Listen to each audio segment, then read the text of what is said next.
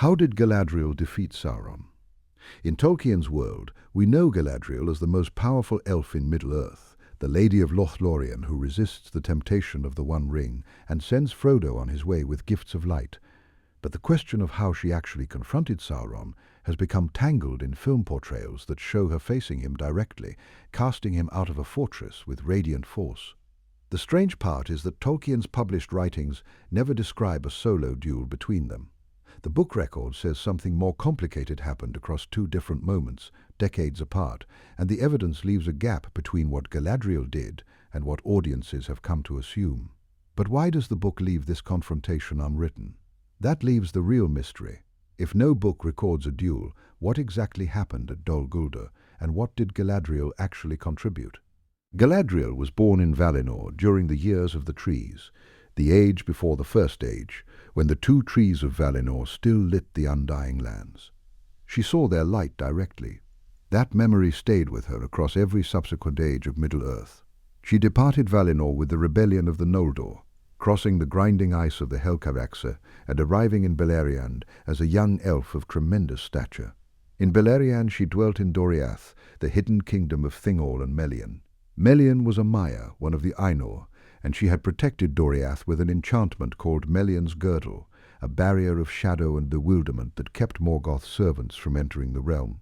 Galadriel learned from Melian directly. The Silmarillion records that Melian instructed her in lore and wisdom about Middle-earth, and that Galadriel absorbed knowledge of the powers that shaped and guarded elven realms. This education in Doriath gave Galadriel the foundation for the realm craft she would later practice in Lothlórien. Sauron, by contrast, was a Maya from the beginning. His original name was Mairon, and he served Owl the Smith before Morgoth corrupted him. He became Morgoth's chief lieutenant, commanding the fortress of Angband and overseeing campaigns of destruction across Beleriand. After Morgoth's defeat at the end of the First Age, Sauron survived. He reappeared in the Second Age, first as a figure of apparent fairness, calling himself Anatar and offering counsel to the elven smiths of a region. He helped them forge the Rings of Power, and then forged the One Ring in Mount Doom to rule them all. He never forgave the elves, and Galadriel, who had been present in Eregion and carried one of the 3 elven rings, stood among those who had resisted him from the start. Galadriel received Nenya, the Ring of Adamant, from Celebrimbor during the Second Age. Nenya was one of the 3 elven rings, forged apart from Sauron's direct involvement and never touched by him. Its power was preservation. Galadriel used Nenya to protect Lothlórien, holding the realm in a state of preserved beauty that resisted the decay and corruption spreading across Middle-earth. The ring allowed her to maintain the golden woods of Lórien as a place where time moved differently and the shadow could not easily penetrate. This was the same kind of power the 3 rings carried, warding, healing and sustaining rather than conquest and destruction. Elrond held Vilya in Rivendell. Gandalf received Narya from Círdan. Each ring served a defensive purpose. None of the 3 was a weapon of war in the sense of striking down an enemy. By the Third Age, Sauron had returned in a diminished but growing form. He established himself in Dol Guldur, a fortress built on the site of Amon Lanc in southern Mirkwood. From Dol Guldur he spread his influence north through the forest, turning what had been Greenwood the Great into the sickened realm of Mirkwood. He did not openly declare himself at first. For centuries he operated under the identity of the Necromancer, a shadowy presence whose true nature the wise did not immediately confirm. Gandalf eventually infiltrated Dol Guldur and confirmed that the Necromancer was Sauron. This discovery set in motion the White Council's decision to act. The White Council was a body of the wise formed in the Third Age to oppose Sauron's return. Its members included Gandalf, Saruman, Elrond and Galadriel, among others who counseled and advised. The council debated for years whether to attack Dol Guldur. Saruman, who had his own hidden motives, long opposed a direct assault. He wanted Sauron to remain in Dol Guldur because he believed the One Ring might surface from the Anduin, and he hoped to find it himself. In the year 2941 of the Third Age, the council finally moved against Dol Guldur. Gandalf had just confirmed the Necromancer's identity, and the council agreed the time had come to drive Sauron from his hold. The attack on Dol Guldur in 2941 was a collective action. Tolkien's published writings describe the council's assault in brief terms. The Lord of the Rings appendices record that the White Council attacked Dol Guldur and that Sauron retreated. The Silmarillion's account of the Rings of Power adds that Sauron had made careful plans for his withdrawal. He was not driven out by force alone. He abandoned Dol Guldur because his preparations for returning to Mordor were already complete. The evacuation was strategic. Sauron had spent years rebuilding his strength in Mordor in secret, and the assault on Dol Guldur gave him the pretext to leave openly and re-enter Barad-dûr with his forces intact. 10 years later, in 2951, he openly declared himself in Mordor and began rebuilding the Dark Tower. This is where the film portrayal diverges sharply from the book record. Peter Jackson's adaptations and later streaming series depict Galadriel confronting Sauron in a dramatic spell duel at Dol Guldur. She faces him with radiant light, casts him out, and drives him from the fortress. The film version gives Galadriel a direct combat role that the books never assigned to her. Tolkien's text says the White Council attacked and Sauron retreated. It does not describe Galadriel personally fighting Sauron, casting spells at him, or overpowering him in any one-on-one confrontation. The film portrayal compresses the Council's collective action into a single dramatic encounter and attributes the victory to Galadriel alone. This makes for compelling cinema, but it is invention, not canon. The book record leaves a more ambiguous picture. Galadriel was present at the Council's assault on Dol Guldur. Her power and stature were real. She carried Nenya, she had studied under Melian, and she had resisted Sauron since the Second Age. It is reasonable to infer that her presence and power contributed to the Council's ability to drive Sauron from the fortress.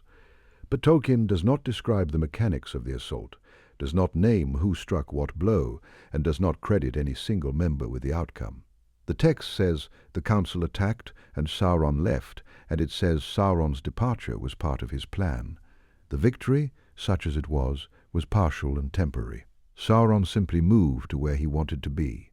Galadriel's true importance in the struggle against Sauron lay not in a single battle, but in her sustained resistance across centuries.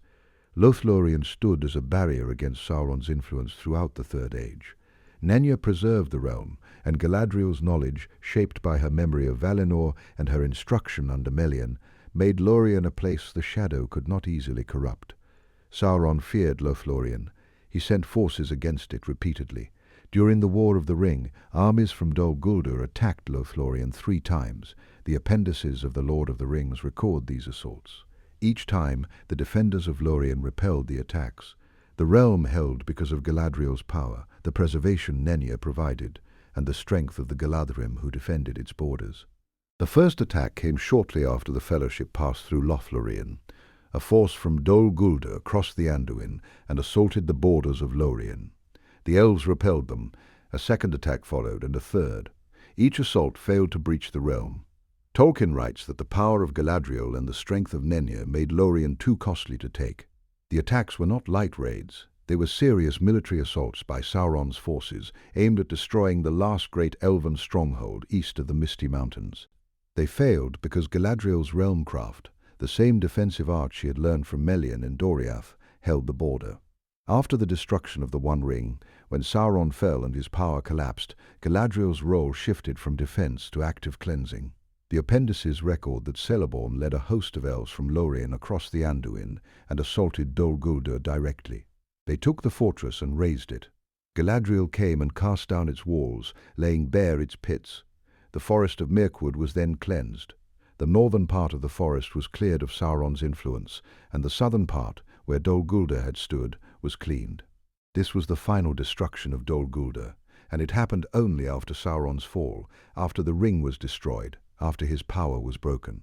Galadriel participated in this action, and the text credits her with casting down the walls of the fortress. But this was the destruction of an empty stronghold, not a duel with Sauron himself. Sauron was already defeated. His spirit had been rendered powerless with the destruction of the ring. The distinction matters. Galadriel's confrontation with Sauron was not a single moment of combat. It was a centuries-long resistance expressed through the preservation of Lothlórien, the defense of its borders against repeated attacks, the collective action of the White Council at Dol Guldur in 2941, and the final cleansing of Dol Guldur after Sauron's fall. Her power was real and formidable, rooted in her elven stature, her memory of the light of the 2 trees, her instruction under Melian, and the preserving force of Nenya. But Tolkien never describes her as a Maya killer. He never shows her destroying Sauron in personal combat. The film portrayals that depict such a duel are dramatic inventions that compress and reshape the book record into a single cinematic moment. Sauron's nature as a Maya also matters. He was a being of the same order as Gandalf, Saruman and Melian, though corrupted and diminished by his long investment of power into the One Ring. Defeating a Maya in direct combat was not something an elf, even one as powerful as Galadriel, could accomplish through force of arms or spellcraft alone. The White Council's assault on Dol Guldur succeeded in removing Sauron from that fortress, but Tolkien makes clear the withdrawal was voluntary. Sauron left because he was ready to leave. The Council's attack provided cover for a move he had already planned. This does not make the Council's action meaningless, but it complicates any claim that Galadriel personally defeated Sauron at Dol Guldur. The evidence from Tolkien's published writings points to a more nuanced answer. Galadriel did not defeat Sauron in a solo duel. The book record does not describe one. The White Council attacked Dol Guldur in 2941, and Sauron retreated to Mordor, likely because the withdrawal was already part of his plan. Galadriel's importance was real but collective and defensive. Her stature, her memory of Valinor, her knowledge shaped by Melian, her possession of Nenya, and her preservation of Lothlórien made her a decisive counterweight to Sauron's influence. She resisted him for centuries. She held her realm against 3 military assaults during the War of the Ring. She participated in the Council's action at Dol Guldur. She helped cast down the fortress after Sauron's fall. But she did not personally destroy Sauron, and Tolkien's text never claims she did. The answer to how Galadriel defeated Sauron is that she did not defeat him alone or in a single act. She was part of a collective effort that spanned centuries, and her contribution was the preservation and defense of what Sauron sought to corrupt and destroy. The 3 attacks on Lothlórien during the War of the Ring reveal the character of Galadriel's resistance more clearly than any single confrontation could. The appendices to the Lord of the Rings place these assaults in the same period as the siege of Minas Tirith and the March on the Black Gate. Sauron launched coordinated strikes across the Anduin from Dol Guldur, hitting Lothlórien and also the woodland realm of Thranduil in northern Mirkwood. The assaults on Lórien were not probing raids. They were full-scale attacks by armies of orcs and other servants gathered under Sauron's command at Dol Guldur, sent to break the elven strongholds while Gondor and Rohan were under pressure. Each assault on Lórien was repelled. The Galadrim fought at the borders, and the power that Galadriel held through Nenya turned the attacks aside. Tolkien writes that the realm suffered damage at its fringes, but that the heart of Lórien held. Sauron's forces could not penetrate the protected core of the forest. The 3rd assault was the heaviest, and it too failed. Days later, the One Ring was destroyed in Mount Doom, and Sauron's power collapsed entirely. The timing is significant. Lothlórien endured the full weight of Sauron's military assault at the moment of his greatest strength and survived. Galadriel's preservation of the realm through Nenya, combined with the martial defense provided by Celeborn and the Galadrim, held the line. This was not a spell cast at Sauron personally. It was the sustained operation of a defended realm, maintained by an elf who had spent thousands of years learning how to protect a land from the corruption of a Maya. The model went back to Doriath, where Melian's girdle had kept Morgoth's servants at bay for centuries. Galadriel had studied that model directly, and she applied a version of it in Lothlórien with the aid of Nenya. The girdle of Melian was a Maya's enchantment, and Galadriel was an elf, so the parallel is not exact, but the principle of realmcraft, of using power to ward and preserve rather than to strike and destroy, was the same principle Galadriel had learned in Doriath and carried into every age that followed. After the ring's destruction, Celeborn led a host from Lórien across the Anduin and took Dol Guldur. The appendices state that Galadriel came and cast down its walls and laid bare its pits. The forest was then cleansed. Thranduil's realm in the north was also cleared. The cleansing of Mirkwood was the final act in the long struggle between Galadriel and the shadow that had occupied Amon Lanc. Dol Guldur had been Sauron's base for centuries. It had been the source of the corruption that turned Greenwood the Great into Mirkwood. It had launched the 3 attacks on Lórien, and now, with Sauron gone, Galadriel and Celeborn destroyed it. The text credits Galadriel specifically with casting down the walls. This is the closest the published writings come to showing Galadriel exercising destructive power in a direct physical sense. But the action occurred after Sauron's fall. The fortress was defended, but its master was already gone. His power had broken with the destruction of the ring. Galadriel was dismantling the infrastructure of a defeated enemy, not fighting the enemy himself. Galadriel departed Middle-earth the following year. She crossed the sea with Elrond, Gandalf, Frodo and Bilbo, leaving behind the realm she had preserved for so long. Lothlórien began to fade without Nenya's sustaining power. Celeborn remained for a time, but eventually left as well. The last great elven realm east of the Misty Mountains diminished and passed into memory. Galadriel's departure closed a chapter that had begun in Valinor, passed through Doriath, endured the wars of the Second Age, and sustained itself through the long centuries of the Third Age against the growing shadow of Sauron. The film portrayals that show Galadriel facing Sauron in direct spell combat compress this long history into a single dramatic encounter. They take the collective action of the White Council and attribute it to one character. They take the defensive power of Nenya and turn it into an offensive weapon. They take the strategic withdrawal that Sauron planned and present it as a defeat he suffered at Galadriel's hands.